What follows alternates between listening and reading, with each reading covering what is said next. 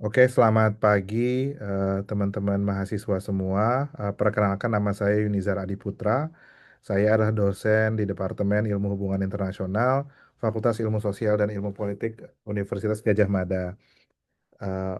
Saya membuat video ini dalam rangka memenuhi persyaratan untuk sertifikasi dosen berupa pernyataan diri dosen dalam unjuk kerja Tridharma Perguruan Tinggi.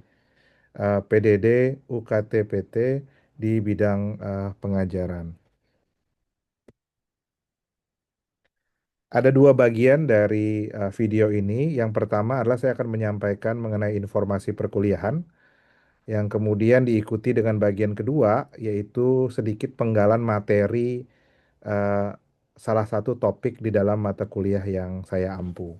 Nah, kita mulai dari bagian pertama dulu ya, mengenai informasi perkuliahan. Nama mata kuliah ini adalah Studi Keamanan Internasional. Kode SPB 2427 diampu oleh saya sendiri dengan rekan saya Mbak Treviliana Eka Putri. Bobot SKS yang diemban mata kuliah ini adalah 3 SKS, diajarkan di semester genap. Status mata kuliahnya adalah pilihan dengan tidak ada prasyarat mata kuliah sebelumnya. Sedikit saya gambarkan mengenai mata kuliah ini. Mata kuliah ini adalah studi keamanan internasional sehingga kita akan menjawab pertanyaan-pertanyaan mendasar tentang keamanan seperti what is security, what causes insecurity, and how to increase security. Nah, mata kuliah ini mengasumsikan secara normatif security adalah sesuatu yang baik, sesuatu yang desirable, dan oleh karenanya we would rather have security rather than having less security. Dan oleh karenanya kita akan berkutat pada pertanyaan-pertanyaan tentang makna keamanan, apa saja sumber-sumber yang menyebabkan rasa tidak aman dalam konteks konflik keamanan internasional, dan bagaimana cara kita meningkatkan keamanan. Mata kuliah ini memperkenalkan konsep teori, konsep-konsep, dan isu-isu keamanan internasional kontemporer. Nah, fokusnya pada penerapan dalam analisis kebijakan. Dan ini bukan perdebatan teoritis, ini pilihan yang sadar, bukan berarti perdebatan teoritis tidak penting, tetapi memang ini pilihan yang kami buat untuk bisa membuat mata kuliah ini lebih relevan dengan kebutuhan pemecahan masalah di masyarakat. Eh, Mata kuliah juga membahas topik-topik keamanan tradisional seperti peperangan, proliferasi senjata, sengketa wilayah, pemberontakan, tetapi juga memasukkan isu-isu non-tradisional seperti keamanan siber, propaganda, informasi, migrasi internasional, dan pandemi global. Peserta diberi kebebasan untuk menganalisis topik ini dengan berbagai dan aneka pendekatan, baik yang state-centric maupun yang non-state-centric, asalkan tetap berorientasi pada analisis kebijakan. Harus diakui titik berat mata kuliah ini nanti ada pada isu-isu hard security, uh, sementara isu-isu keamanan manusia yang juga tidak kalah penting itu dibahas secara lebih terbatas. Alasannya sederhana, karena isu-isu keamanan manusia atau keamanan-keamanan non-tradisional akan banyak dibahas dan diakomodasi di kelas-kelas lain di Departemen HI. Jadi saya kira ini tempat yang cukup tepat untuk memberikan penekanan pada isu-isu hard security. Dan kita juga menggunakan metode active learning dengan pembahasan kasus yang relevan dengan konteks Indonesia maupun isu-isu global yang sudah kita kurasi. Ada 5 capaian pembelajaran lulusan yang dibebankan pada mata kuliah ini. Mungkin teman-teman masih ingat dengan 7 CPL Program Sarjana Departemen HI. Nanti bisa dibuka kembali di buku pedoman akademik. Em, nah, untuk yang dibebankan pada 5 di antaranya. Saya kira tidak perlu saya bahas satu persatu, nanti bisa diperiksa sendiri. Yang saya ingin bahas sedikit lebih rinci adalah mengenai capaian pembelajaran mata kuliah. Ada 3 CPMK yang saya dan kami siapkan untuk mata kuliah ini. Yang pertama adalah di akhir perkuliahan kita mengharapkan mahasiswa dapat memiliki kemampuan membandingkan dan mengevaluasi teori-teori dan konsep-konsep dasar studi keamanan internasional. Meskipun di awal saya katakan ini orientasi pada hal yang praktikal dan analisis kebijakan, memahami isu tidak mungkin tanpa kita punya dasar konsep, definisi dan pemahaman yang sama tentang apa yang kita bicarakan, termasuk juga teori-teori yang sudah ada. Kemudian CPMK yang kedua, kami juga punya ekspektasi mahasiswa mampu menganalisis sumber-sumber ancaman terhadap keamanan internasional. Dan yang ketiga, kami juga punya ekspektasi bahwa mahasiswa mampu membangun studi kasus untuk mempelajari masalah-masalah penting terkait keamanan internasional. Berikut adalah 14 pertemuan dan topik-topik yang kita bahas selama 14 pertemuan. Di pertemuan pertama dan kedua mungkin akan banyak berkutat mengenai hal-hal bersifat konseptual dan teoritis.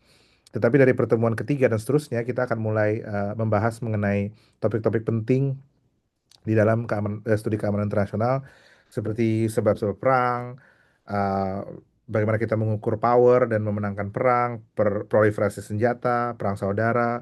Di pertemuan 7 dan 8 kita juga akan membahas mengenai cyber security. Di pertemuan 9 kita explore mengenai terorisme. Kemudian kita juga memasukkan dua fokus regional di Laut Cina Selatan, fokus regional di Asia Tenggara, satu isu mengenai Cina dan keamanan di Laut Cina Selatan, dan yang satu lagi mengenai pemberontakan di Asia Tenggara.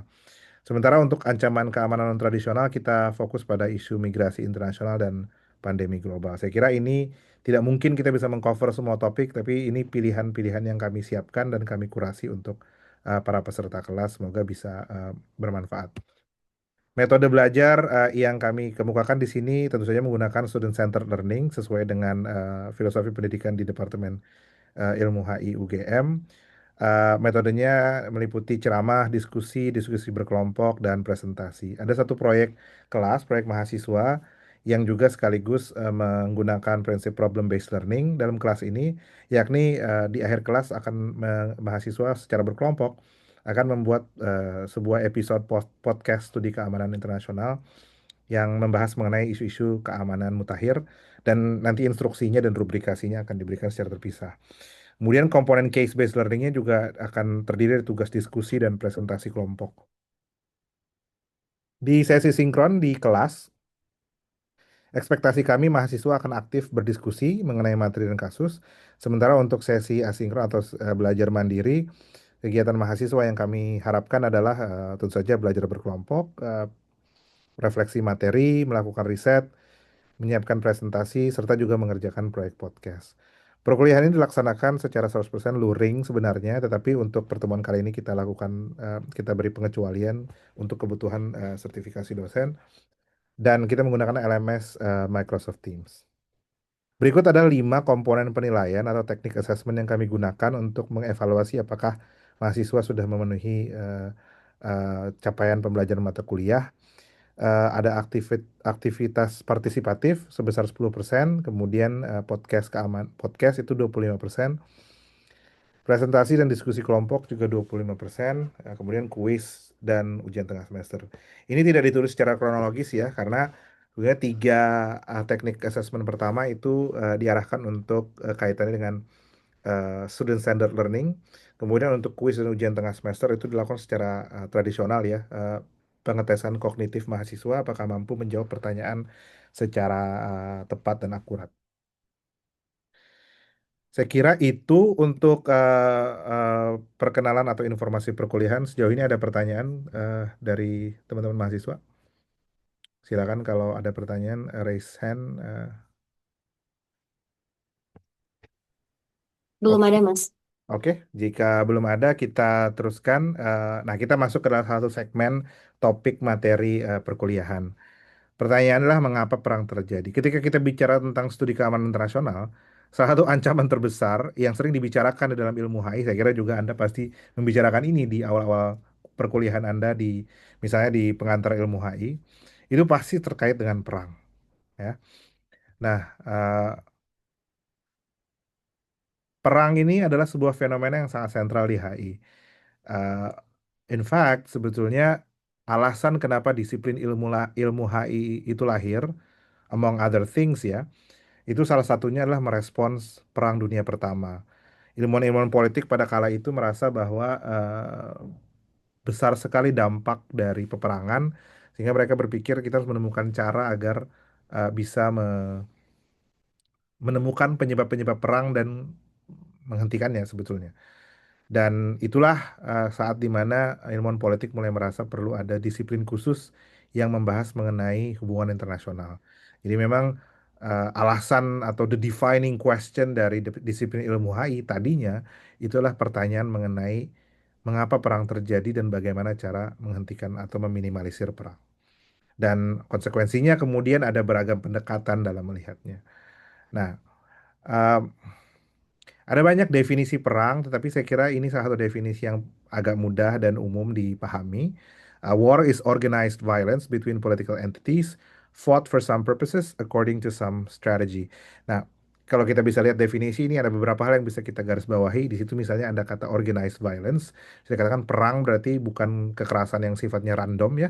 Dia dilakukan secara terorganisir dan dilakukan antara political entities. Artinya dia adalah dia dilakukan oleh aktor-aktor yang memiliki tujuan-tujuan politik dengan tujuan tertentu, mencapai tujuan tertentu, dan dilaksanakan dengan strategi tertentu. Ada dua jenis perang dalam sistem internasional. Yang pertama adalah perang antar negara atau yang biasa disebut sebagai interstate war. Yang kedua adalah yang kita sebut sebagai perang saudara, yang dalam bahasa Inggris biasanya disebut sebagai intrastate war atau civil war. Yang kemudian terbagi dua lagi menjadi yang namanya center seeking. Kenapa disebut center seeking? Karena tujuannya menggulingkan pemerintah pusat. Ini biasanya kalau kita lihat seperti apa namanya perang-perang yang terjadi, pemberontakan-pemberontakan yang terjadi untuk mengganti pemerintah pusat seperti pemberontakan komunis di banyak negara, di Rusia, di Cina. Mungkin juga kita bisa perhitungkan yang terjadi di Suriah beberapa waktu lalu ketika banyak faksi yang ingin menggulingkan Assad. Sementara itu ada juga konflik intrastate atau perang saudara yang basisnya separatisme yang ingin memisahkan diri dari suatu negara tertentu. Nah, perang masa kini itu memang sangat multidimensional, melibatkan aneka aktor, melampaui batas-batas negara juga, termasuk juga perang global melawan teror. Sehingga perang semakin kompleks, sehingga pertanyaan-pertanyaan mengenai perang menjadi sangat relevan. Bahkan kalau kita lihat, ketika banyak orang mengatakan bahwa, wah, perang antar negara ini sekarang udah mulai ditinggalkan sejak berakhir perang dingin. Tapi baru saja kita juga memperhatikan ada banyak perang yang baru-baru ini terjadi. Yang baru-baru ini antara Israel dan Iran, kemudian kita tentu saja tahu antara Rusia dan Ukraina, ada juga antara Azerbaijan dengan Armenia. Jadi ternyata banyak nih masih perang-perang antar negara yang masih berlangsung di dunia ini meskipun apa namanya orang mungkin sempat beranggapan bahwa pasca perang dingin perang antar negara semakin obsolet gitu. Ternyata tidak. Kemudian Clausewitz juga pernah bilang bahwa war is a continuation of politics with other means. Artinya apa? Artinya ya perang itu adalah salah satu tools atau alat yang dimiliki oleh negarawan, oleh statesman untuk mencapai tujuan-tujuan politik negaranya. Ada banyak tools yang lain seperti diplomasi misalnya atau sanksi ekonomi, mungkin juga operasi-operasi clandestine, berbagai macam pilihan tools. Nah, perang ini hanya salah satu dari pilihan yang dimiliki oleh para negarawan. Nah, ini adalah peta peperangan di seluruh dunia. Ini saya dapat datanya dari Uppsala Conflict Data Program. Ini sebuah website yang cukup penting kalau Anda punya ketertarikan dengan isu-isu konflik, apa namanya, dan peperangan. Ini salah satu website yang harus Anda consult ya. Nah, dia menyediakan banyak data mengenai perang cukup detail, banyak dataset yang berguna sekali. Kalau kita perhatikan di sini tahun 2024 saja itu banyak sekali yang merah-merah di sana. Itu mengindikasikan negara-negara yang di dalamnya terdapat konflik yang melibatkan negara, bukan hanya negara melawan negara, tapi juga negara melawan aktor non negara. Jadi kita lihat masih banyak nih ternyata masalahnya di muka bumi ini mengenai peperangan. Nah, ini kemudian menjadi relevan buat kita untuk bertanya, why do war happens kan? Ya, sekarang mungkin bisa Anda pikirkan kalau sejauh ini yang Anda pelajari kira-kira jawaban apa nih yang ada di kepala Anda mengenai perang? Kenapa sih perang terjadi? Di dalam studi keamanan internasional dan studi HI secara umum, biasanya kita berbicara mengenai levels of analysis. Tapi sebenarnya pertanyaannya sederhana saja. Ketika kita ingin mencari penyebab perang, kemana dulu kita mencarinya? Gitu. Nah, ada tiga tempat biasanya yang digunakan untuk tempat di mana kita mencari penyebab-penyebab perang. Yang pertama adalah pada watak manusia. Ya, perang terjadi karena manusia inherently buruk. Mereka punya watak yang buruk, punya sifat yang buruk, sehingga ya perang akan terjadi. Perang terjadi karena the Vladimir Putins of the world, karena ada orang seperti Vladimir Putin, ada orang seperti Donald Trump, ada orang seperti Netanyahu, ada seorang seperti Ayatollah.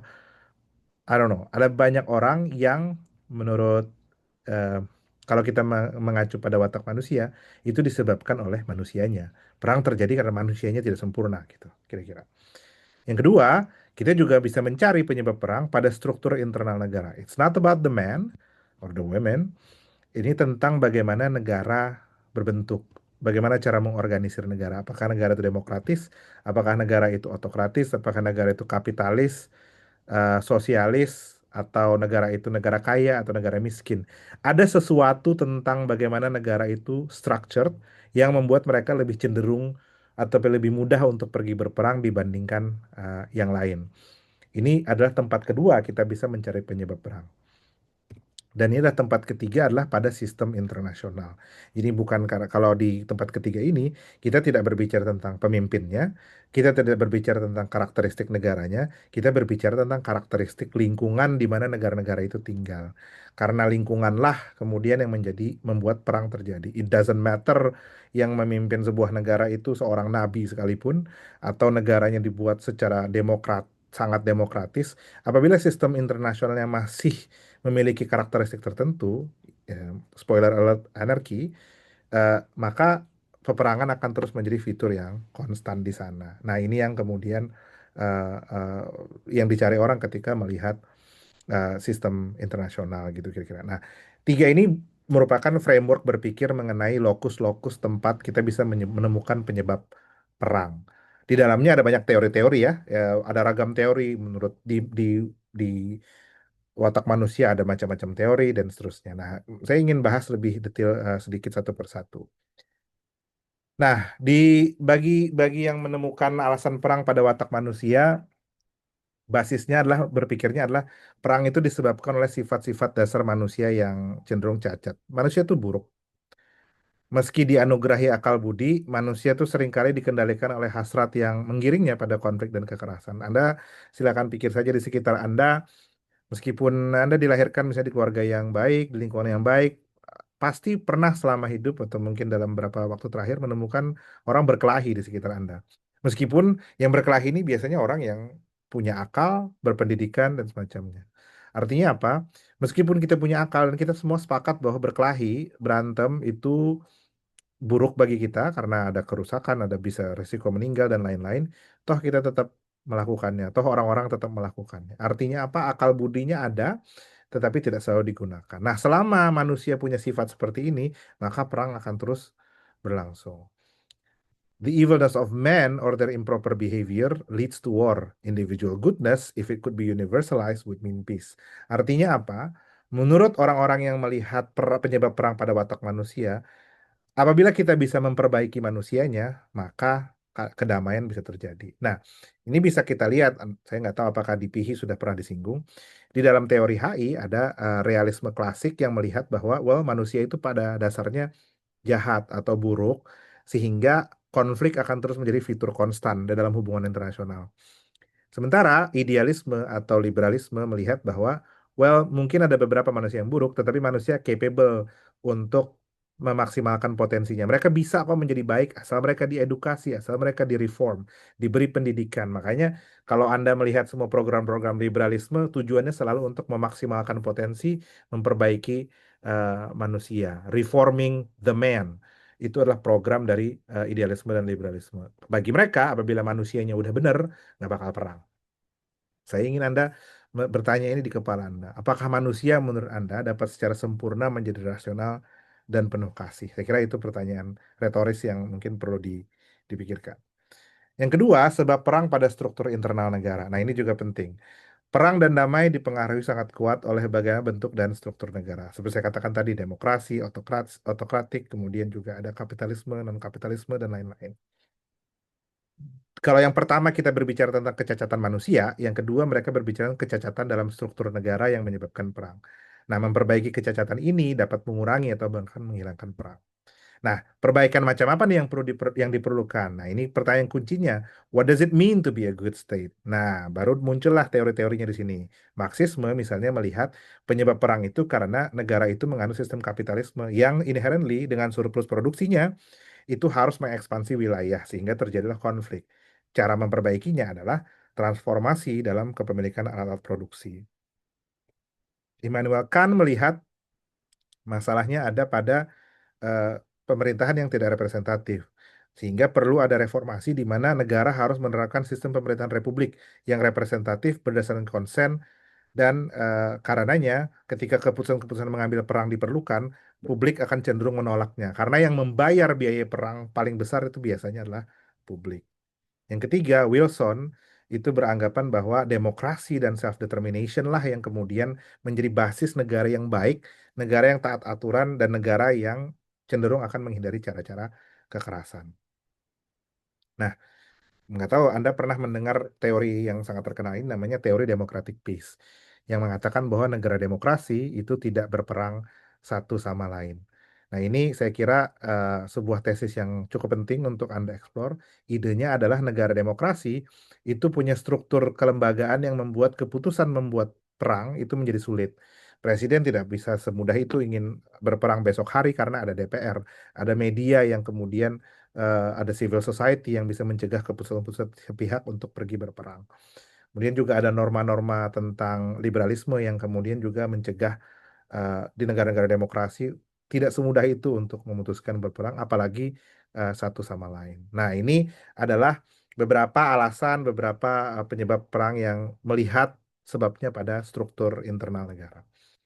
Nah, yang terakhir, sebab perang pada sistem internasional, saya kira ini yang cukup sering digunakan di dalam ilmu-ilmu HI, bahwa masalahnya adalah ketiadaan otoritas di atas negara, yang berarti masing-masing negara harus mengandalkan dirinya sendiri untuk menjamin keselamatannya. Dalam sistem yang anarkis, itu tidak ada keselarasan kepentingan yang otomatis antar negara.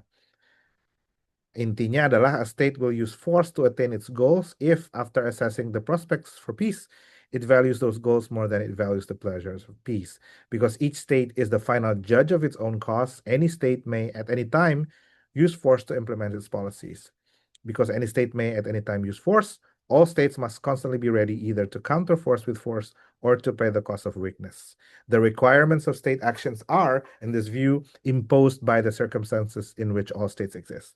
Dalam kata lain, perang terjadi because there is nothing to prevent it. Nah, disinilah perbedaan antara orang-orang yang melihat penyebab perang pada sistem internasional. Seperti saya katakan di awal tadi, bagi mereka tidak matter, tidak penting pemimpin seperti apa, apakah Vladimir Putin, apakah Trump, apakah Ayatollah, apakah Netanyahu, selama mereka lahir atau berada di dalam sebuah konstelasi sistem internasional yang anarkis, maka siapapun pemimpinnya, bagaimanapun bentuk negaranya, perilaku mereka akan cenderung sama. Bahwa mereka akan mementingkan kepentingan pribadi, kepentingan negaranya masing-masing dan tidak bisa bersandar kepada negara lain. Nah, inilah yang kemudian membuatnya perang akan terus menjadi fitur eh, apa namanya dalam hubungan internasional. Nah, sampai sini ada pertanyaan tidak?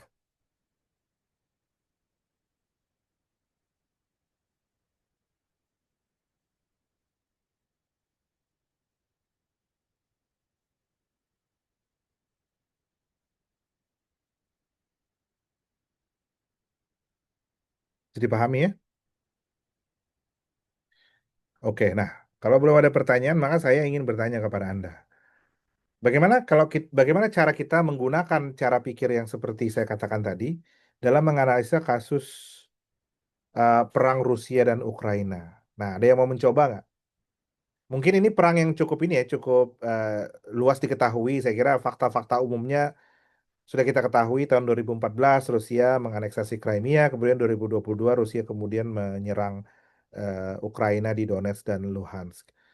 Ada banyak teori berseliweran tentang apa penyebab ini terjadi. Nah, ada yang bisa berspekulasi nggak kalau menggunakan pendekatan tiga lokasi penyebab perang tadi kira-kira seperti apa argumen teori yang bisa menjelaskannya? Boleh mungkin ada yang mau mencoba?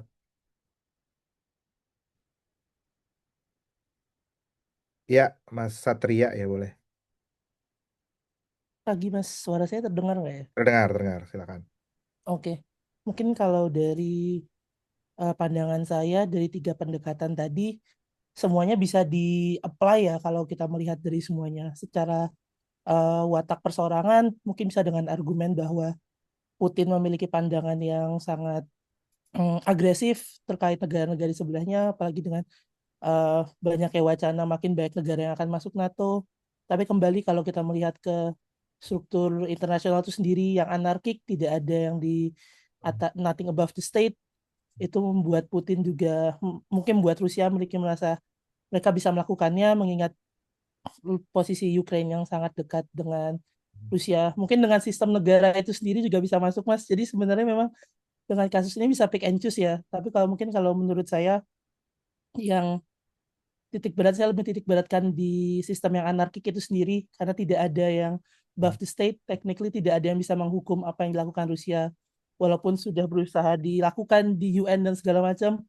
Again, point Rusia having a veto power dengan tanpa adanya sebuah badan yang di atas negara itu sendiri, saya lebih titik beratkan di kesalahan sistem anarkis ya, Mas. Thank you. Sistem anarkis ya, berarti menurut Anda walaupun presidennya bukan Putin, mungkin akan tetap terjadi anyway karena strukturnya memang memaksa Rusia untuk melakukan serangan itu.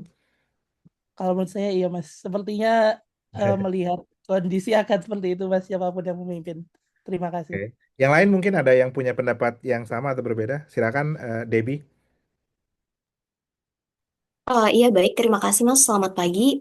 Saya kurang lebih setuju dengan Mas Satria juga. Sebetulnya ini bisa dilihat dari ketiga level tadi, tapi kemudian mungkin salah satu ide populer dari kenapa kemudian perang Rusia dan Ukraina terjadi bisa kita kemudian fokuskan juga ke aspek yang tadi disebut Mas Satria bahwa mungkin adanya uh, um, upaya untuk mencoba untuk melakukan perimbangan kekuasaan seperti yang kita tahu dalam beberapa dekade terakhir adanya kemudian upaya dari misalnya NATO dan juga negara-negara Barat dalam melakukan enlargement misalnya ya, ke wilayah Eropa Timur yang sehingga kemudian menyebabkan adanya insecurity bagi Rusia yang kemudian ternyata memutuskan untuk melakukan invasi bahkan beberapa kali dari 2014 kemudian 2022 dan itu kemudian di sini um, lokasi dalam artian aspek struktur global dapat dilihat bahwa ternyata ada upaya untuk kemudian Mhm. melakukan perimbangan kekuasaan karena adanya insecurity tadi. Begitu. Terima kasih, Mas. Terima kasih Debbie. Saya kira ya ini pendapat yang cukup menarik sekali dan sebetulnya pendapat yang cukup banyak dianut oleh banyak pengamat HI juga, terutama dari kalangan realis. Memang mereka lihat ada struktur internasional seperti perluasan NATO yang membuat insecurity Rusia meningkat. Dan oleh karenanya, terlepas dari struktur pemerintahan Rusia yang relatif non-demokratik dan juga watak Vladimir Putin yang emosional mungkin miscalculating mungkin atau mungkin punya ambisi tertentu sebetulnya siapapun pemimpinnya em, ini bisa saja terjadi serangan Rusia mungkin juga rangsangan strukturnya terlalu kuat sehingga faktor-faktor lain mungkin tidak terlalu dominan. Tapi ini hanya salah satu pendapat tentu saja. Ada yang bisa berargumen bahwa andaikan Rusia punya sistem yang lebih demokratis, yang punya checks and balance yang lebih kuat, misalnya secara internal, mungkin keputusan untuk invasi lebih sulit untuk diputuskan oleh seorang Vladimir Putin dan sebagainya. Nah, ini mungkin sedikit ilustrasi aja, ilustrasi singkat ya, bagaimana cara kita menggunakan framework tadi untuk melihat penyebab-penyebab perang belakangan ini. Nah, Anda bisa menggunakan framework ini juga untuk melihat belakangan perang yang terjadi antara Iran dan Israel. Apa yang menyebabkan ini terjadi gitu? Mungkin Anda bisa lihat dari sisi internal, mungkin ada lobby-lobby Israel di Amerika dan alliance structure-nya segala macam. Nah, ini juga menjadi penting.